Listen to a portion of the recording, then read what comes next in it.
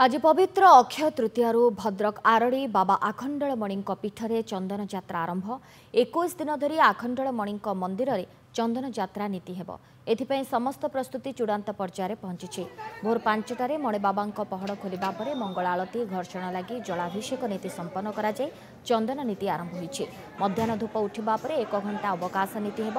अवकाश परे मणिबाबा चलंती प्रतिमा हरगौरी को एक सुसज्जित विमान में विजे करा जाय शिव गंगा पुष्करणी कूल चंदन मंडली को विजे पर रीतिनीति अनुसार पूजार्चना और चंदन लगी हेबा सहित 16 उपचार पूजा होम आदि संपन्न हेब। 2टी डंगारे हरगौरी को विजे करा जाई हेब चाप खेल। भक्तों भिड़ को दृष्टि रखी मंदिर प्रशासन और स्थानीय पुलिस पक्षर व्यापक व्यवस्था करा जायछि।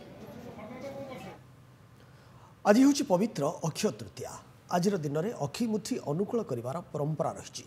गंजाम जिला पुरुषोत्तमपुर ब्लॉक स्वप्नेश्वर कृषक संघ पक्षर स्वप्नेश्वर मंदिर निकटस्थ चाष जमी अखिमुठी अनुकूल कर बहु चाषी एकत्रित होई पारंपरिक गीत गाई अखिमुठी अनुकूल करथिले। एने अधिक आलोचना करिसेंती आम पुरुषोत्तमपुर प्रतिनिधि लिंगराज दास।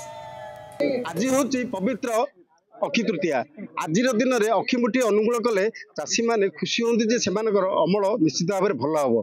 आज स्वप्नेश्वर कृषक महासंघ पक्षर आज एठारे अखिमुठीर अनुकूल हो जाए। स्थानीय तहसिलदार एवं बुद्धिजीवी मैंने बर्तमान अच्छा कौन कहे सर आज अखिमुठी अनुकूल है कौन कहे केमी आप देखुं केमी चाष कम हम भाव। ठीक अच्छे आज पवित्र अक्षय तृतीय आज आप अखिमुठी अनुकूल हो चाषी कूल समस्त जनसाधारण समस्त ये अखिमुठी अवसर में समस्त उन्नति हो प्रार्थना कर। आज गोटे पवित्र दिन से पवित्र दिन को आज लक्ष लक्ष चाषी मान को जो गोटे वार्ता दिया कृषक स्वप्नेश्वर कृषक संघ पुरुषोत्तमपुर तरफ आम बहुत बहुत धन्यवाद देवु। ये कार्यक्रम सब चली था आपण मैंने देखुं खीरी काकरा आंब नड़िया कदली आज भोग कराऊँगी महालक्ष्मी माँ को पूजा कराऊँगी फल बुलाऊँगी। ये गोटे बहुत सुंदर परंपरा आज तरफ कराई धन्यवाद दूँ। आज एक पवित्र दिन अक्षय तृतीया प्रत्येक खाली चाष कार्य नहीं जेकोसी कार्य आज अनुकूल कले ता भल हुए ये आम परंपरा रही। आज जो स्वप्नेश्वर कृषक संघ तरफ गोटे महान काम कर धन्यवाद दूची।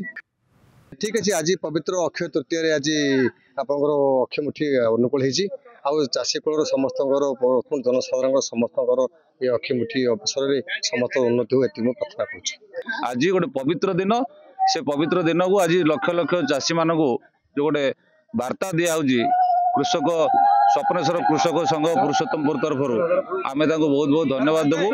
ये कार्यक्रम सब चली था आपण मैंने देखुं खीरी काकरा आंब नड़िया कदली आज भोग कराऊँगी महालक्ष्मी माँ को पूजा कराऊँगी फल बुलाऊँगी। ये गोटे बहुत सुंदर परंपरा आज तरफ कराई धन्यवाद दूँ। आज एक पवित्र दिन अक्षय तृतीया प्रत्येक खाली चाष कार्य नहीं जेकोसी कार्य आज अनुकूल कले ता भल हुए ये आम परंपरा रही।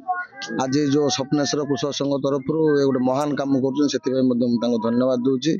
आम भगवान ठारे प्रार्थना करूँ कृषक मैंने सशक्त होगापी आर्थिक स्थिति बढ़ापी कृषि कार्य ठीक ठाक रो अमल भल हो से लाभवान हो। चाषी जो आम समस्ते बंची रोचे खाद्य चाषी मैंने आमको जोगाउं।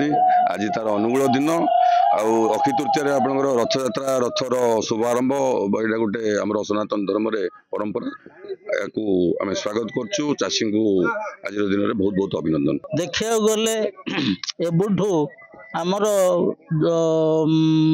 जलवायु बा आमर आरंभ हम तेणुक गत राति शुभ सूचक दे असराए वर्षा आउ जहाँकि आमर कथार अच्छी कि आनंद आमर चाषी भाई जोगाउछि दुनिया को आधार। आज पवित्र अक्षय तृतीया आज चाषीर अनुकूल दिन। आज सी सर्वप्रथम वर्ष जाकर तार अनुकूल काम करिबो आउ पवित्र दिन रे से सब किछि तार समाप्त। आज हूँ चाषीर अनुकूल दिन। आज दिन में चाष कम कर अखिमुठी मिले निश्चित भाव में फसल भल हो लोक विश्वास रही। गंजाम पुरुषोत्तमपुर लिंगराज दास रिपोर्ट नंदीघोष टीवी।